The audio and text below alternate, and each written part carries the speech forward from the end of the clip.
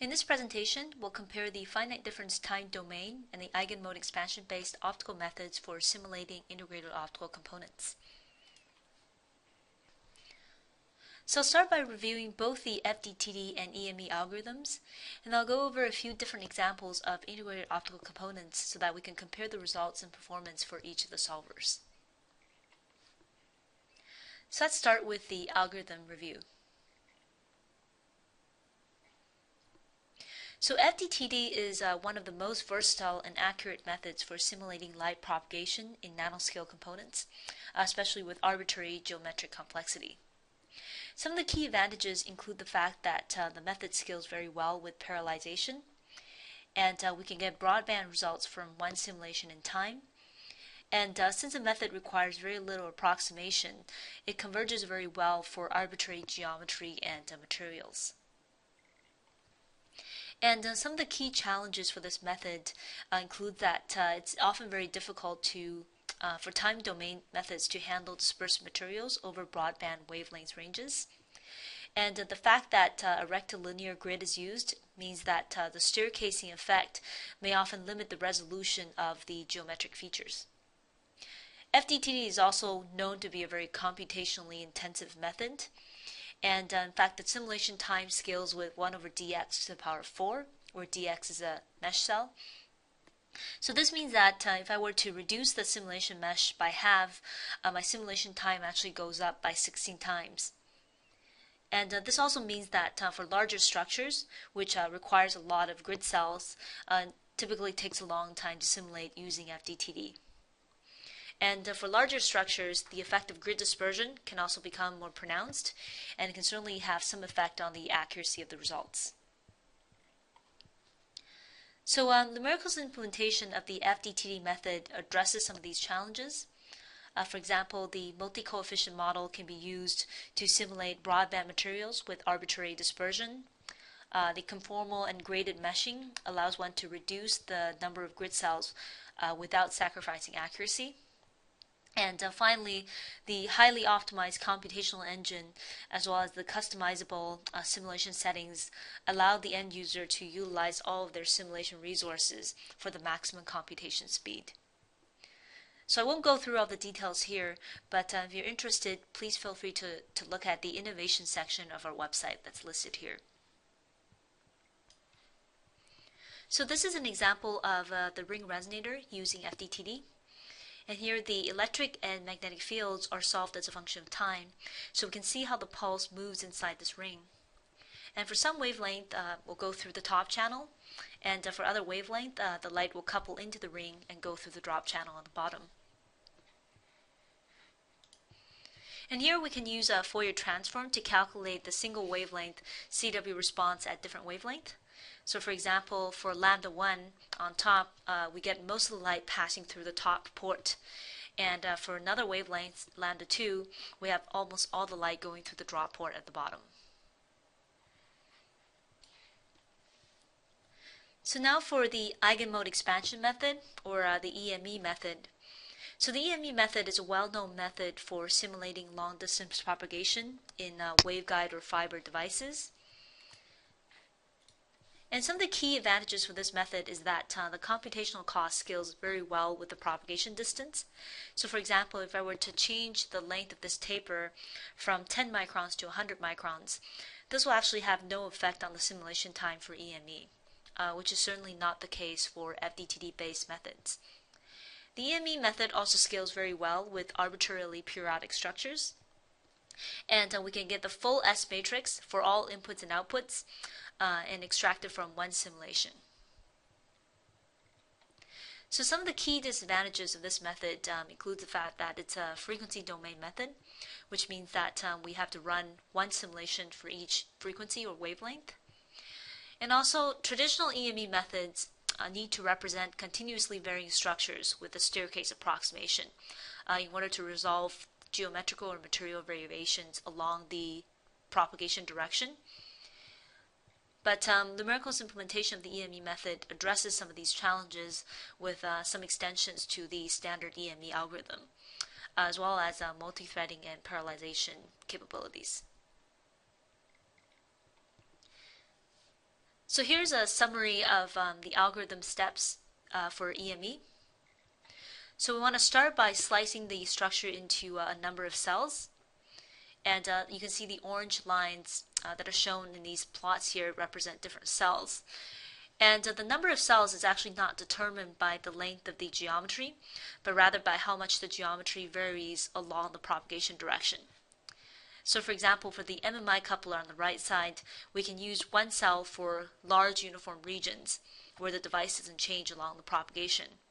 And then we can add more cells for regions where the geometry does change.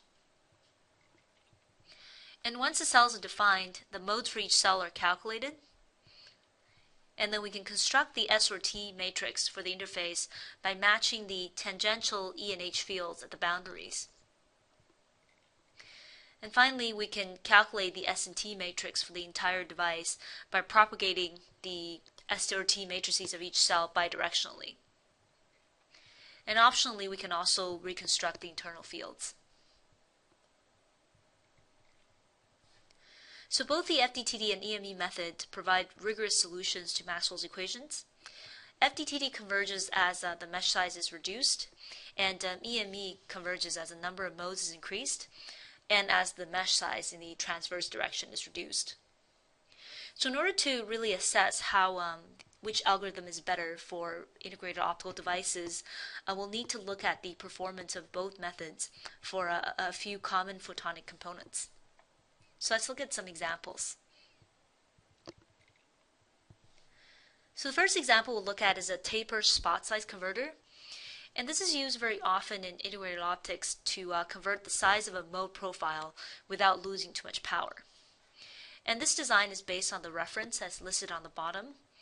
And here we're trying to convert the mode from a single mode silicon waveguide into a much larger polymer waveguide, which is on top of the silicon waveguide here. And we use a taper to achieve this. And the EME method allows me to scan the length of the taper very quickly without having to recalculate modes each time.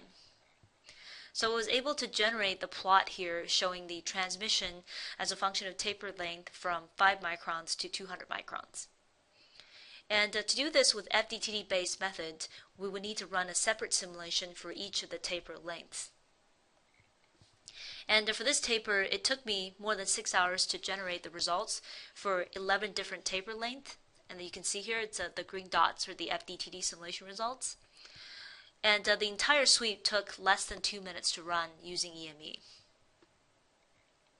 So here, for taper spot size converters, the EME solver is really a much better method and can save you a lot of time, especially for long tapers. And the next example is very similar. It's a polarization converter, which is also a taper. And here we've chosen the size of the input and output waveguides so that we can get conversion between the fundamental TM mode and the second TE mode. And just as a previous example, the EME solver allows me to sweep the length of the taper very quickly, whereas the FDTD simulation will take much longer to run the sweep. And in fact, not only is the FDTD simulation more time-consuming, the result is actually less accurate as the taper length increases. And that's due to numerical grid dispersion. So the top figure here shows the transmission from the fundamental TM mode to the TE mode for both the EME and FDTD. And for the FDTD simulation here, we used a grid size along the propagation direction that's about 1/10 of a wavelength. And you can see that the FDTD result deviates from the EME result as the taper length increases. So the bottom figure here shows the same plot using a finer mesh size, which is about 14 grid cells per wavelength. And here we can see the result converging towards EME. So for long tapers, not only is EME much faster, it's also more accurate than FDTD, unless you go to a very fine mesh size in FDTD.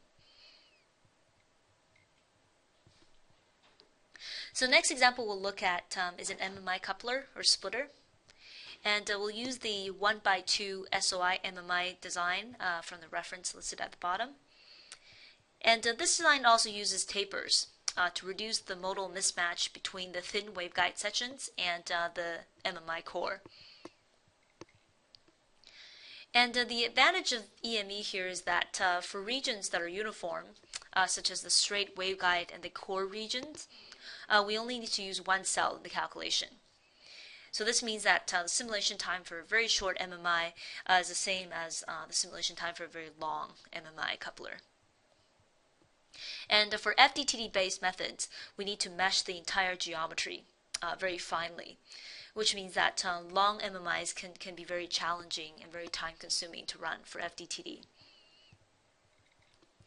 So on the right side are some of the results from the EME simulation, and that includes the field profile inside the MMI coupler, as well as the parameter sweep, which shows the loss versus width of the taper. And you can see that as the width of the taper increases, the loss decreases, which is expected.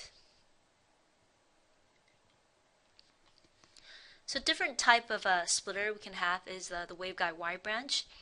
And these devices tend to be less time-consuming to run using FDTD compared to a lot of other integrated optical components because it tends to be smaller in size. And the table here summarizes the performance of FDTD versus EME for wide branch, and the dimensions are given here. And the simulation times in this case are actually quite comparable, with FDTD taking slightly longer because we need to run different simulations in order to extract the S parameters. However, FDTD is good for broadband simulations, and it can give us results for 100 different wavelengths all in one simulation. Whereas with EME, I need to run 100 separate simulations to get the results for 100 different wavelengths. So even though both EME and FDTD can be used for waveguide splitters, FDTD tends to be the more suitable method, especially for broadband simulations. And the right side here shows the real part of the S parameters as well as the phase for this wide branch. And this can be calculated using either FDTD or EME.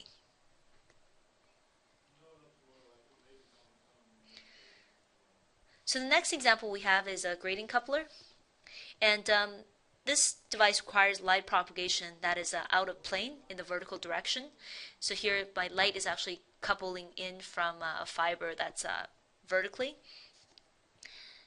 And FDTD doesn't make any assumptions about the propagation direction, which makes it very suitable for 3D scattering problems like grating couplers.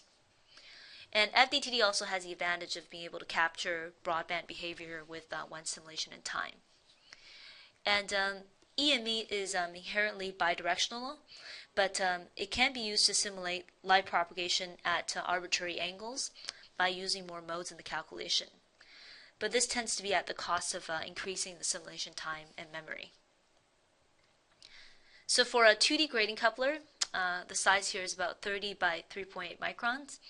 The simulation time for FDTD is about 10 seconds, and about 30 seconds for EME for one wavelength. And for 3D grating coupler, which is about 40 by 20 microns, FDTD still runs in a reasonable amount of time, about 36 minutes for 2 simulations, which includes the in coupler and the out coupler. And this is on a very standard desktop. And we actually didn't bother to run the EME simulation for this 3D grating coupler here because there's really no reason to do so, and it would have taken a very long time. So for grating couplers, FDTD is really the best simulation tool, and the setup tends to be quite simple, and we can get broadband simulations to capture all the relevant wavelengths. So the last two examples I want to show are periodic devices. The first one is Waveguide Bragg gratings, which makes for very good filters. And for these devices, we always recommend starting with FDTD and do a band structure light calculation. And this means that we would only simulate one unit cell of the grating. And that tends to be a very quick calculation. And this is going to give us the center wavelength as well as the bandwidth for an infinitely periodic waveguide Bragg grating.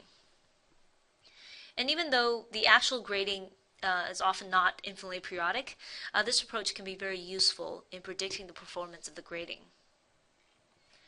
For example, here's a plot showing the coupling coefficient of the grating as a function of the offset between the top and the bottom corrugations. And we were able to get almost exactly the same result between the FDTD simulation of a unit cell as well as the experimental measurement of the finite size device. And when it is important to simulate the actual finite size grating, which typically has about 250 to 1,000 periods, this can certainly be quite challenging for FDTD-based methods. And I also want to mention that for waveguide Bragg gratings, they can be very sensitive to lithography effects.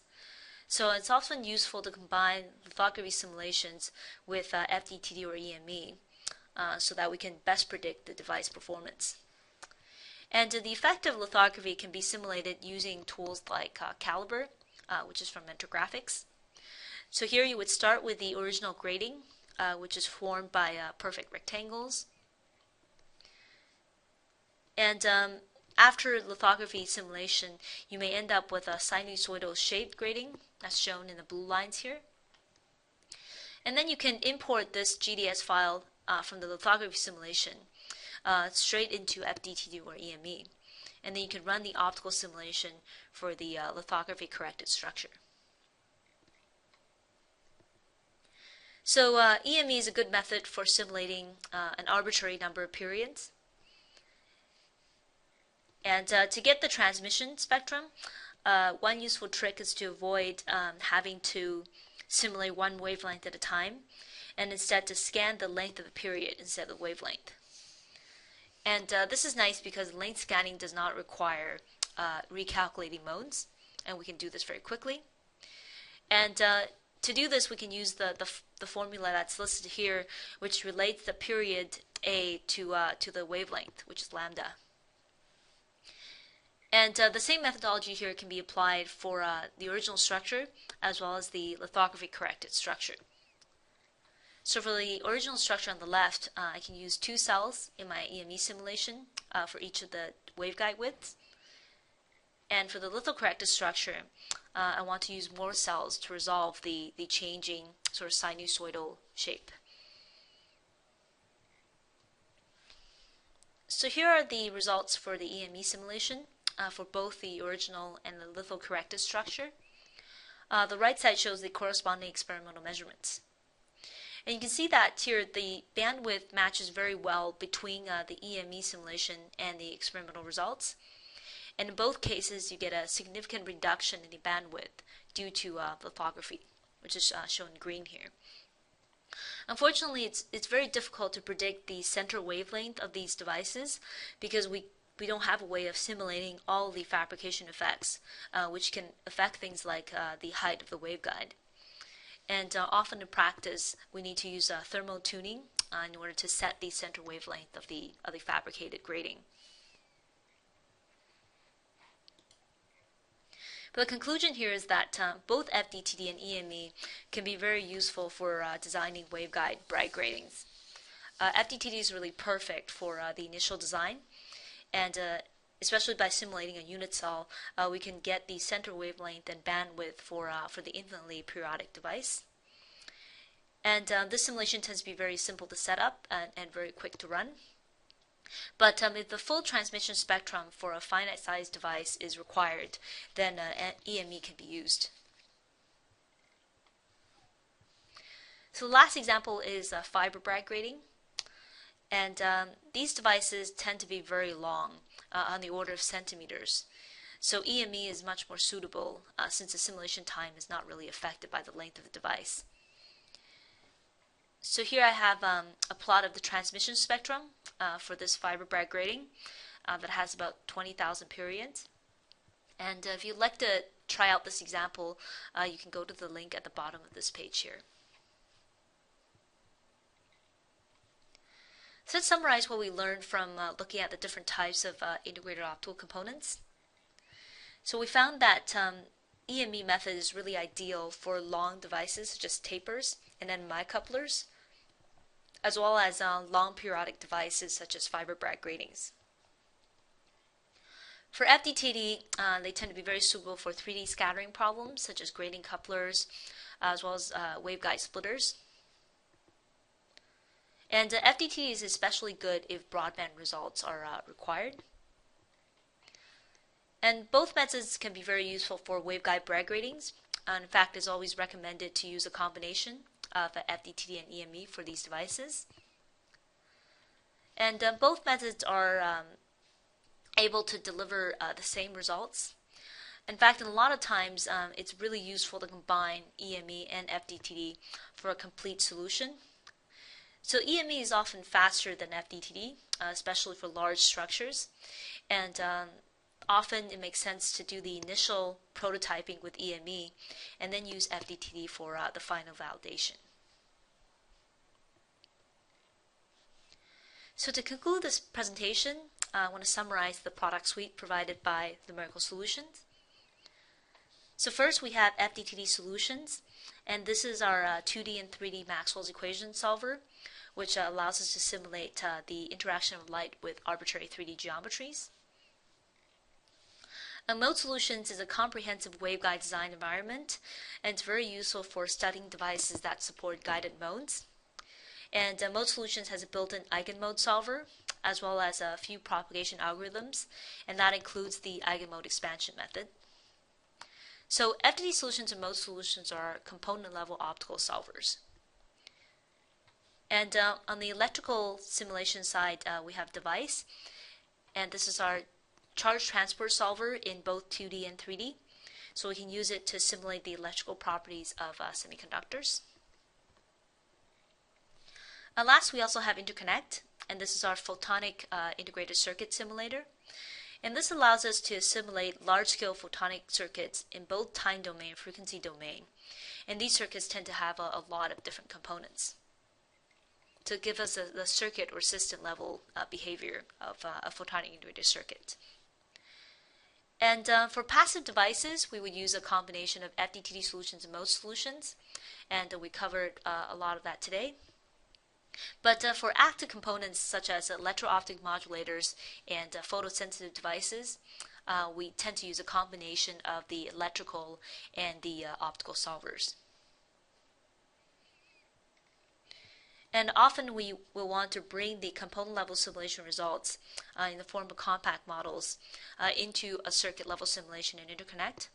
And this allows us to verify the performance of each device at the circuit or system level. So if you have any technical questions regarding any of our products, please feel free to email support@lumerical.com to speak to one of the product experts. And you can also download a free 30-day trial of any of our products on our website. And please feel free to also connect with us on LinkedIn for up-to-date information on our products and services.